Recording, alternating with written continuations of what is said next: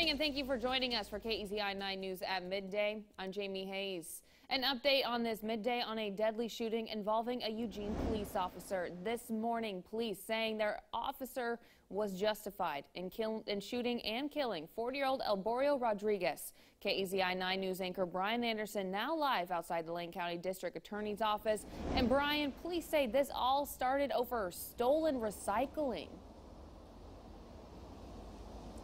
Jamie, that's right. Investigators say that Rodriguez was collecting neighbors' recyclables late at night on November 30th. Eugene police officer Samuel Teichel noticed this behavior, so he stopped Rodriguez, who he says refused to identify himself.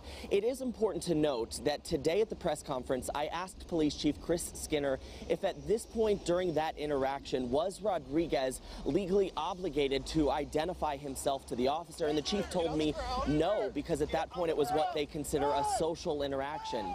However, things, as you can see and hear, escalated quickly. This is new video of the officer's body cam footage. After a brief argument over that identification, as I said, things escalated. The officer says Rodriguez simply wouldn't comply. He says Rodriguez began resisting. The officer pepper sprayed and tased Rodriguez with what he says was no effect.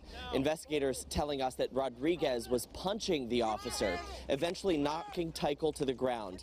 They say Rodriguez was not armed, but investigators say he ended up using the officer's tasers against the officer. Then Officer Teichel fired 3 bullets into Rodriguez. Officer Teichel slipped out a bit from underneath Mr. Rodriguez to create enough space to grab his firearm, a Glock 45 9mm. Officer Teichel fired 3 times into Mr. Rodriguez's abdomen until he stopped fighting and slid enough that Officer Teichel could get out from under him. Hey, you're not free to go. We're told that Officer Teichel's body cam fell off during that struggle, which is why they say there's no video evidence of the actual shooting.